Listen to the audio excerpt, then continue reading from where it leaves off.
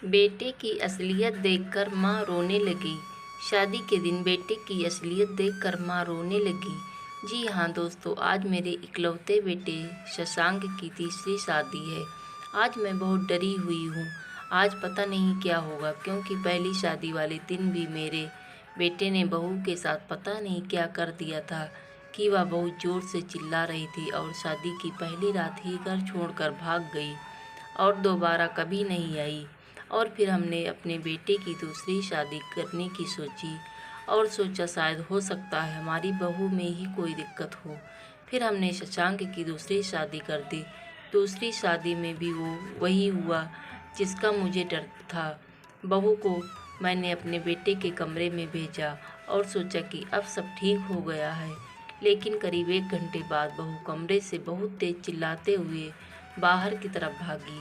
हम लोग उसकी चीखें सुनकर तुरंत बाहर वाले कमरे की तरफ दौड़े और देखा कि बहू बाहर ज़मीन पर गिर पड़ी है, तेज चिल्ला रही है और कुछ देर बाद ही वह बेहोश हो जाती है। हम सब लोग उसको हॉस्पिटल ले जाते हैं। फिर कई घंटे बाद उसको होश आता है।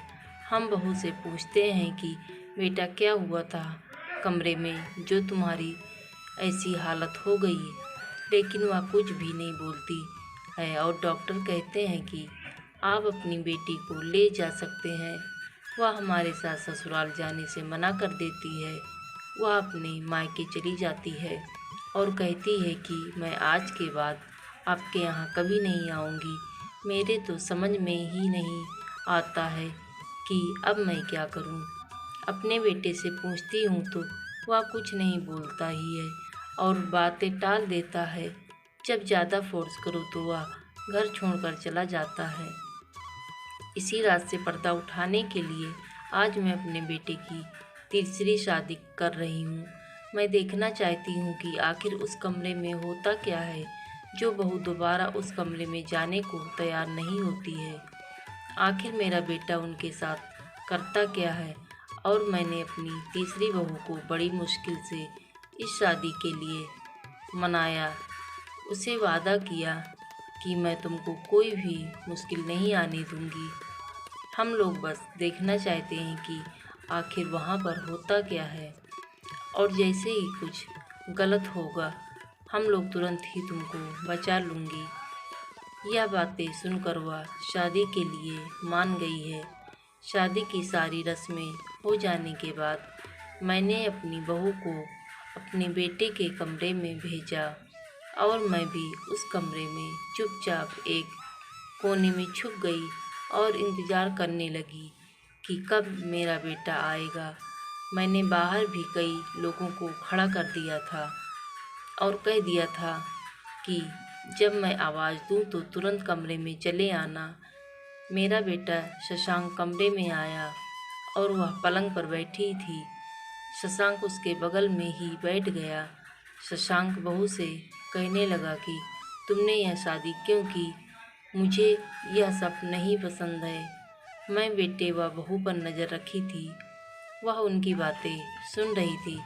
शशांक धीरे धीरे बोलते बोलते एकदम से उसका रूप बदल गया। उसका यह रहस्य देखकर मैं एकदम परेशान हो गई और एकदम से चीखने लगी। यह सुनकर बाहर खड़े सब लोग तुरंत अंदर कमरे में आ गए। उन्होंने तुरंत बहू को कमरे से बाहर ले गए और शशांक को जोर से पकड़ लिया। आज अपने बेटे का सच जानकर मैं बहुत शर्मिंदा हूँ। मैं फिर एक बड़े से बड़े डॉक्टर के पास गई और उनको उस रात की सारी बातें बताई कि उस रात को जब मेरे बेटे ने बहू को देखा तो वह एकदम से गुस्सा हो गया था। उसकी आंखें एकदम लाल हो गई थी। वह बहू के कपड़े फाड़ने लगा था।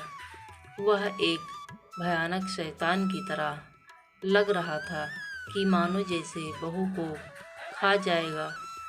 डॉक्टर ने बताया कि उसको एक खास बीमारी है जिससे वह लाल जोड़े में किसी भी लड़की को देखता है तो वह ऐसा ही व्यवहार करता है।